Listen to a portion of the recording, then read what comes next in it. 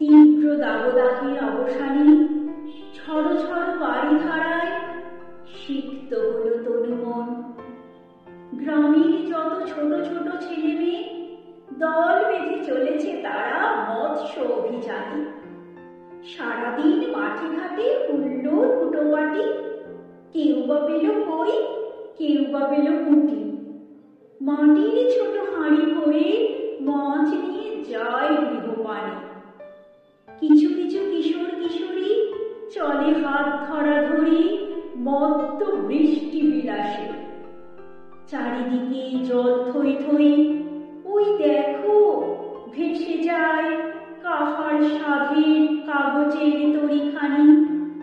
এ তরি যেন জীবন তরি, হয়তো বা যাবে কুলে, নয়তো যাবে ডুবে। বর্ষণ স্নাত প্রকৃতি সবুজ শ্যামলিমাময়, শান্ত স্নিগ্ধ শীতল সমীরণে ব্যক্ত চারদিক। জলের রূপালী শস্য ইলিশ মাছ ভাজার গন্ধে ঘরে ঘরে খুশির ধুম পড়ে। জলই জীবন, সেই জীবন পুনরায় পেয়ে জীবকুল স্বস্তির নিঃশ্বাস ফেলে। বর্ষার হরষে জেগে ওঠে ধরা,